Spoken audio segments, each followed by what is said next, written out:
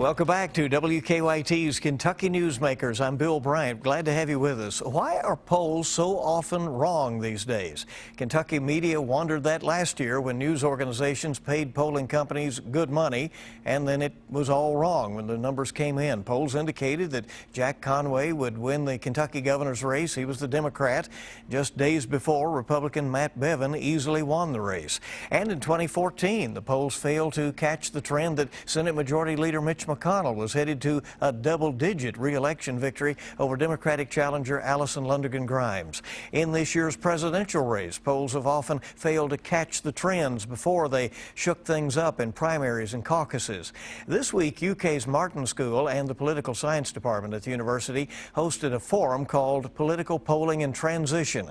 One of the key panelists is with us today. Robert Blizzard is a partner at Public Opinion Strategies, a national research firm that mainly works with Republicans, and he has also worked in many Kentucky campaigns. We appreciate Mr. Blizzard coming in. Thanks for being here. Thanks for having me.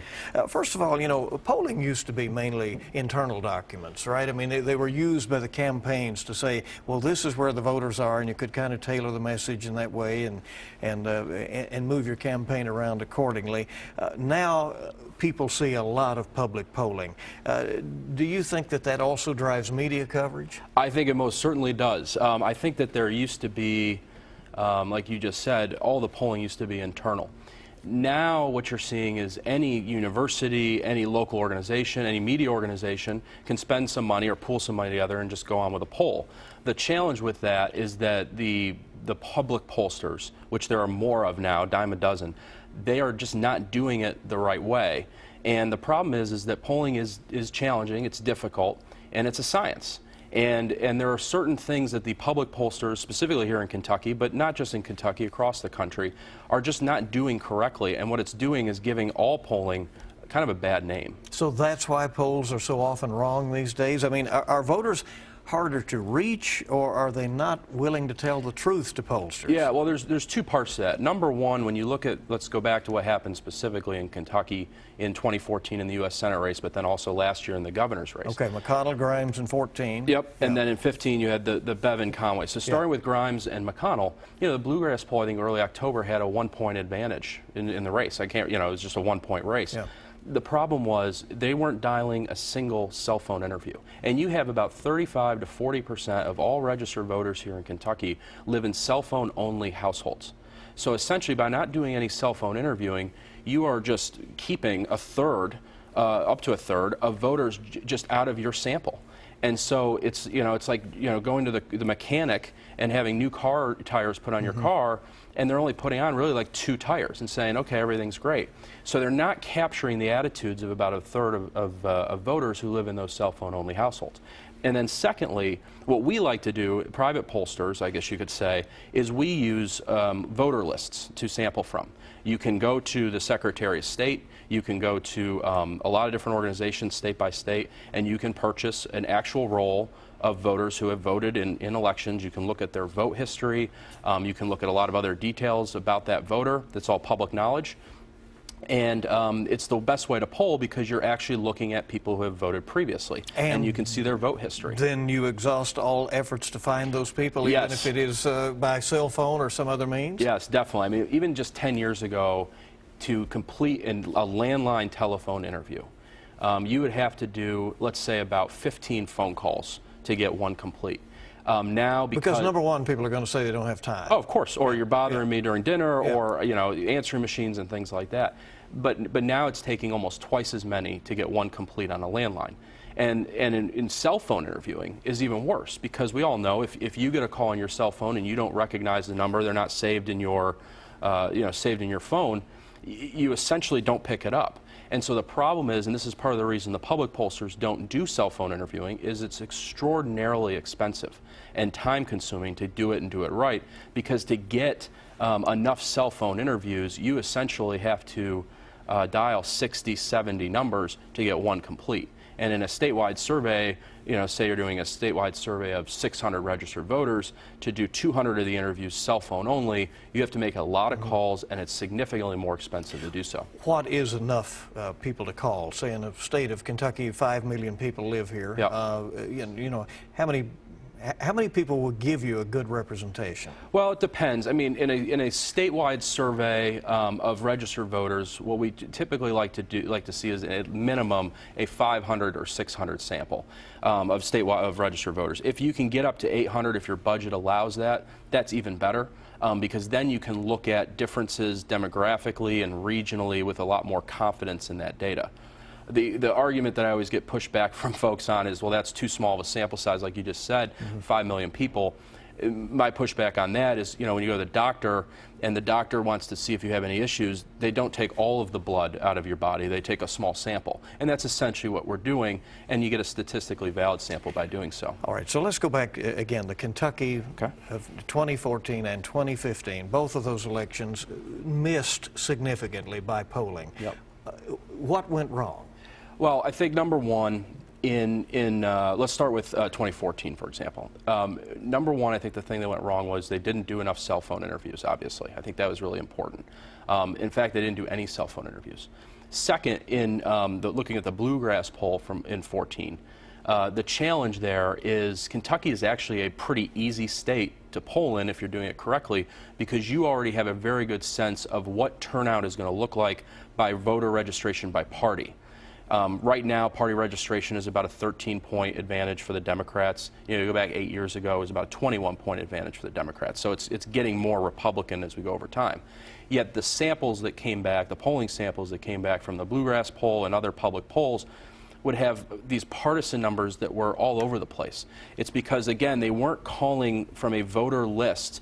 They were randomly just calling people across the state and asking them about their likelihood to vote and asking questions about Grimes and McConnell, but no specific vote history was attained. So you're saying, Mr. Blizzard, that the numbers were wrong at the time, not that there was necessarily this last-minute shift in momentum, although we're told these days that people make their decisions late. People do make their decisions late, but I mean, I did some polling for a Mitch McConnell super PAC effort, and we never had Mitch McConnell down at all in the race. And in fact, I think the lowest lead we had for Senator McConnell was at least in the high single digits in October. But yet the public polls, you know, would show these numbers that were just absolutely insane, you know, to see, because they just didn't bear any sense to reality. Will people, voters, tell pollsters the truth? Oh, definitely. I think they do. I think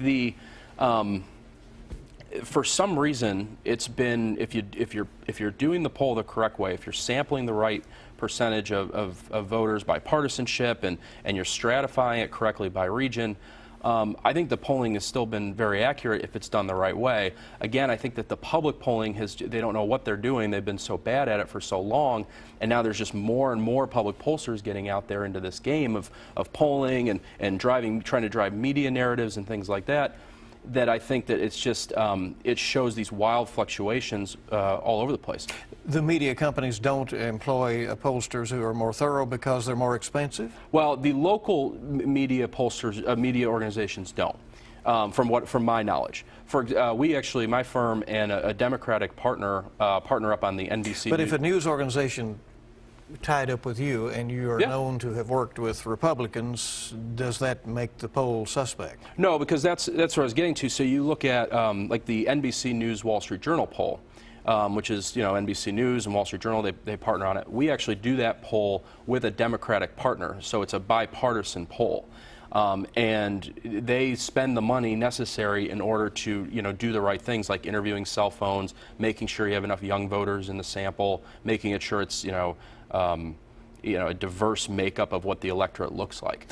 When you are working for a politician and you're giving them the numbers, do they want to know the truth, or do they, or is that sometimes very hard to deliver? No, it's almost like, you know, we're sitting in the studio and you're looking at the weather over here. It's almost like delivering the weather.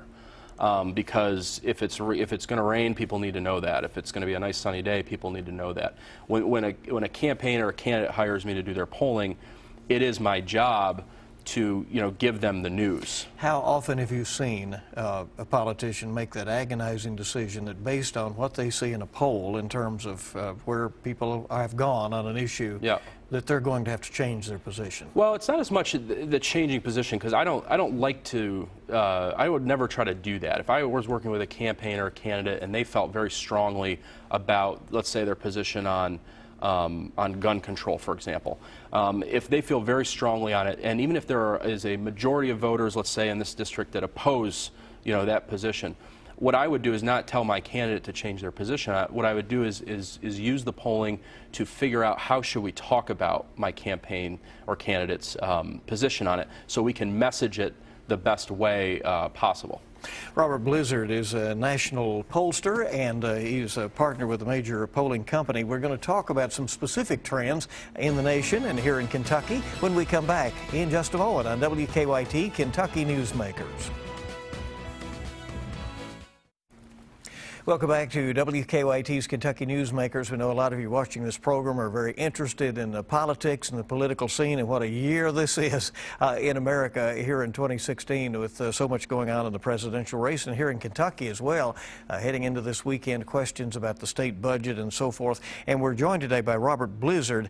He is a partner at Public Opinion Strategies, a national research firm that mainly works with Republicans, but as he's pointed out, he's also done some national polling for some media organizations as well.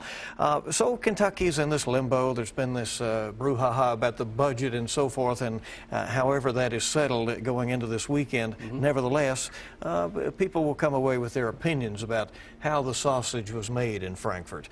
Do you anticipate that people will keep this in the backs of their minds as those legislative elections approach in the fall? I think so. The key is how is it going to be messaged and how is it going to be communicated by, folks from the governor's office and the Republican Party versus, the Democratic Party and the Speaker's office. After it passes, it's going to be kind of a race to see who can define the winner and loser here, and it's definitely going to be an issue that's going to be in the I wouldn't say the forefront of voters' minds when it comes to state legislative elections this November, but it's going to be, something that folks are definitely going to be thinking about. The challenge is when you get into a major presidential election year like this, you also have a U.S. Senate race here in Kentucky.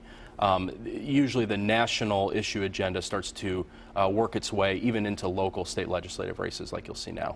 You've been at this a few years. Have you seen a presidential election or historically studied one that is quite like this? No. I don't think that there's. I think this year is chaotic. It's unpredictable.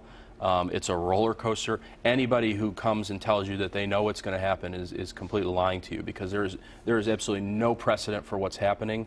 You've got a crazy situation on the Republican side where you're most likely going to a contested convention, which we haven't seen in a generation. And on the Democratic side, the coronation of Hillary Clinton certainly isn't going as planned. And you have Bernie Sanders now running up victory after victory after victory. That's definitely putting a dent into her electability argument down the road. Many established Republicans seem to be extremely concerned that a Trump nomination might cause them to lose the White House, and that there might be coattail effects that would cause them to lose in Congress as well. Do you detect early numbers that indicate that? Yeah. I think that Donald Trump is definitely, he's doing the things that he's doing right. He has become the messenger of an angry populist fraction of the Republican Party that really hasn't had a voice to lead them in recent years. So he's doing that. He is definitely hitting on some key issues that are very important to a lot of voters in the Republican Party. The problem is, however, he will begin this campaign, and he already has now, with the most negative image of any potential or past or probably future Republican or Democratic nominee for president if he is the chosen nominee. His negative numbers are in the 60s. There hasn't been a general election campaign run yet. His numbers are atrocious with Hispanics. They are going down and worse every day with white women, which is a key target audience in the national campaign in a lot of swing states. He is definitely someone who's going to put a lot of Republican territory at risk this November up and down the ticket. And you see that in your polling. You can see that it would affect Senate and congressional candidates. Yeah, because are you telling your candidates that? Well, yeah, I mean, as you start to do more polls for certain candidates, and depending on the race, and depending on the state, and depending on the district, you know, you gotta see, because it's a district by district case. But the challenge is that gravity applies in politics. And depending on where Donald Trump, if he is the nominee, depending on where he is at the top of the ticket, there is only so much, so much of a delta between where he's going to be and where those next down ticket Republicans are going to be. A good example of that would be in 2012. If you look at the Massachusetts U.S. Senate race, where you had Scott Brown, popular guy up there, running against, very liberal Elizabeth Warren. And the problem for Scott Brown is that he could only get to about 48% of the vote against Elizabeth Warren, because Barack Obama at the top of the ticket got 60. And so even though Elizabeth Warren ran 8 points behind Obama, she still won 52-48, and that's despite exit polls showing that Scott Brown had a better image than Elizabeth Warren. What if Donald Trump bolts the party? There have been strong third-party candidacies before, with Ross Perot some years back, John Anderson in 1980, Wallace in '68. What if that happens? Would that shatter any hope for the Republicans? I think if there's a third party, and if it's Donald Trump, then I think you're basically, you can start picking out the curtains for Hillary Clinton's inauguration. Because what you're essentially doing then is you're going to be giving her state by state, because the Republican vote will be split between Donald Trump and whoever the other, whoever becomes then the Republican nominee. However, I will say this, it could have a different effect, though, on down ticket races, because if you look at a U.S. Senate race, like in Ohio, for example, right north of here, where you have Rob Portman and the former governor Ted Strickland in a competitive race, having two people like a Trump and, let's say it's Ted Cruz for sake of argument, if their vote total adds up to like 55%, they may lose Ohio because Hillary's number is higher than theirs, but that 55% most likely are going to be Rob Portman voters, and you could find a way to help some of these down ticket races. Are you watching the Kentucky U.S. Senate race here, where Rand Paul seeks re-election? Yep. And it's anticipated Jim Gray, the mayor of Lexington, is likely to be the Democratic nominee based on ability to put money in the campaign and identification. How do you see that? I think it'll be. I think Senator Paul is going to be is clearly the front runner. I think he has a strong image statewide. He's well liked. He's well regarded. And I do think that that this is a federally a red state, and I think that he will do very well. I would say that the Mayor Gray, his numbers are going to be good in and around Fayette County and around Lexington and in the Lexington media market part of the state. So that's just something that the Paul campaign at some point will have to deal with. But given how well Republicans are doing in northern Kentucky, how well they're doing out in western Kentucky, in coal country, and even in the Louisville suburbs, I think it'll be more than enough to offset. The 6th district in central Kentucky, sort of purple district. You have done a lot of polling and worked with Congressman Andy Barr in the past. Purple meaning that it's competitive here. Jack Conway slightly won the 6th district in the governor's race. Should that give whoever and whichever side you're on in a race in central Kentucky reason to never relax? Well, I think, first of all, I don't think anybody should ever relax, because especially if this election year is teaching us anything, it's that every campaign, campaigns matter. And I think that they're very important. And I think that Congressman Barr, who's a good friend of mine, I think he will be fine. I think he'll do very well. He is a constituent-driven, a good Republican congressman, and he's going to do really well this November. Robert Blizzard, who is a national pollster, in town to speak to the UK Martin School, who, by the way, they do a lot of programs now to inform people about politics and government, and we thank you very much for coming by. Thank you. Appreciate it. Appreciate it. And we'll be back on WKYT's Kentucky Newsmakers in just a moment.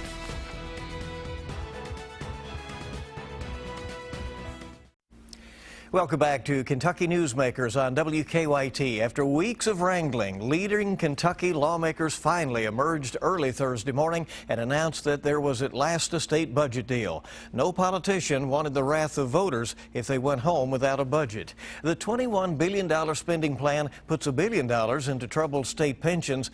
It does not cut universities and colleges as much as Governor Bevin had proposed. And it also keeps the budget acts away from primary and secondary education. Governor Bevin thanked lawmakers for the hard work and the compromises that were finally worked out.